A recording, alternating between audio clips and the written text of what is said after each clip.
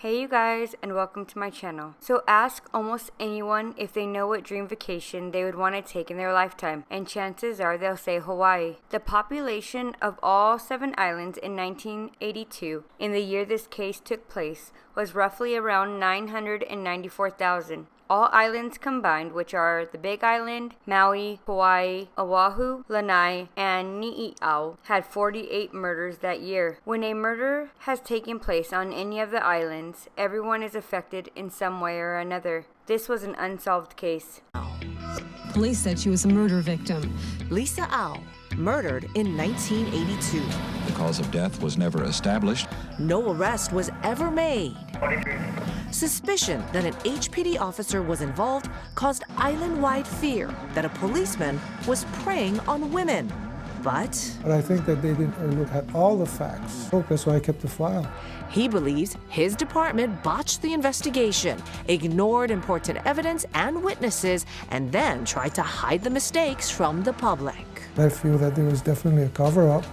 A cover-up that may have ruined any chance to build the case. The story starts on January 20th, 1982. It was pouring down rain on Oahu, Hawaii. Lisa was 19 years old and was a hairdresser. She had just finished up work at the Susan Beers salon in Kailua. While heading out the door into the bad weather, she told a coworker that she was going to see her boyfriend, Doug Holmes, at his sister's apartment in Makiki. On her way to her boyfriend's sister's place, police stated that she had stopped by to buy poke for dinner. After dinner, she headed back home to Kailua, but she never made it, and the truth is, no one ever seen her alive again. The next day, Lisa's parents called her boyfriend Doug at the University of Hawaii dorm. He had told them that he would go out to look for her. Soon after he went out to look for Lisa, he called the police to report that he had found her car, a 1976 Toyota. The driver's side window was rolled down halfway, and the officer who met Doug had stated that there was about 2 to 3 inches of water on the floor of the vehicle,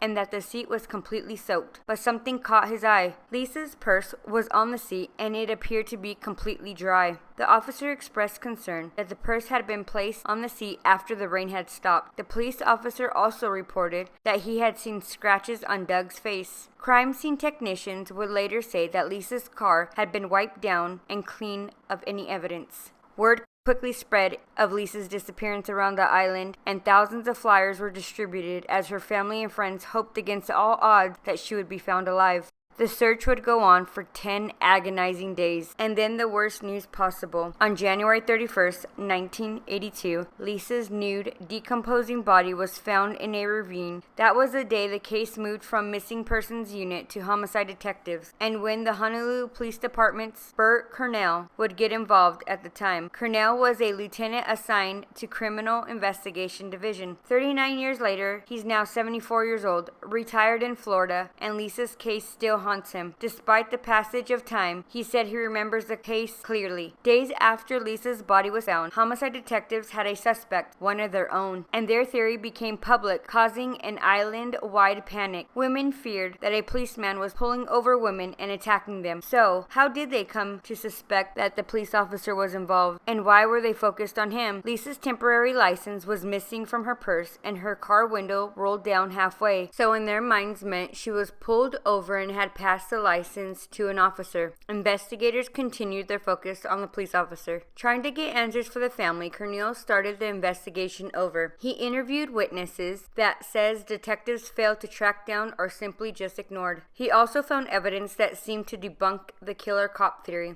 Okay, so do you remember Lisa's missing temporary driver's license? Well, its absence was an important clue that a police officer had stopped Lisa that night. Well, Cornell found it months later while he was retracing Lisa's movements. Turns out, after she left the hair salon around 9:45, she stopped to buy poke. She showed her ID to write a check and forgot it at the store. After this discovery, the ID was turned over to the police. At that time, Cornell says he knew that Lisa was not pulled over by a police officer. He also found a security guard at the Makiki apartment building where Doug Holmes' sister lived and where Lisa was last seen alive. Thomas Thornburg had not been contacted by any police until Cornell interviewed him. He told police he saw the couple arguing around 11 p.m. and reported that Holmes then drove after Lisa left. Holmes told the police he'd gone back to his UH dorm room room. Cornell also tracked down another witness, the newspaper delivery driver. She later testified before the grand jury about what she saw on Tantalus in the hours after Lisa went missing. She said she was at her regular newspaper route around 2:30 a.m. and a man drove past her in a blue car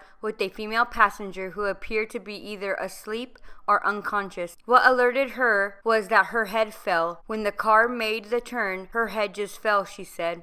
One key clue in the case was Lisa's car, which broke down on Monowili near a mudslide that happened during the torrential rains. Officer Michael was directing traffic and says he didn't remember seeing Lisa's Toyota, but months later he was asked to tell the grand jury that he did and reported to see a patrol officer by the car. Michael said he refused to lie and never testified. In a recorded interview, Lisa's boyfriend acknowledged that he was actually one of the suspects. Court documents show Holmes even agreed to 2 lie detector tests and failed both. He stated he failed them because he felt guilty. The lead detective said the explanation was good enough for him and he didn't have any other reasons to suspect him. But the detectives said Holmes admitted he was trying to end his relationship with her because he was going to college being educated while Lisa was more or less staying still education-wise.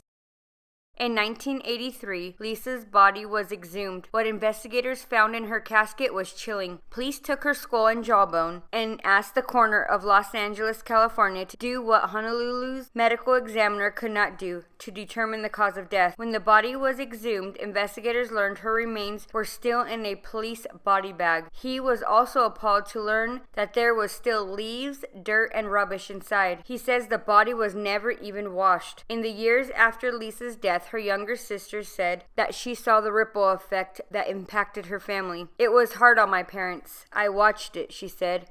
Whenever it came up to Lisa's birthday or an anniversary of her death, you can tell. Over the years, she and her aunt would visit Lisa's gravesite at the Valley of Temples, cleaning it and leaving lays. Next to Lisa, her father, Chester, is now buried. Her mother is buried at Hawaiian Memorial Park. The two divorced in 1990. Lisa's murder drove them apart. There's no statute of limitations on murder, but the longer it takes the law enforcement to gather evidence, the harder it is to solve the case and move forward. The case weakens as time passes and witnesses die. The newspaper carrier who reported suspicious activity of Lisa that night she went missing died at the age of 73. The security guard of the apartment complex where Lisa was last seen alive also died, but others are still around. The attorney that represented Lisa's parents, who both died without answers, said they were never the same after their daughter's death. It would have been wonderful if it could have been resolved, he said. Not having it resolved and not knowing for sure what happened, I don't think they had peace of mind.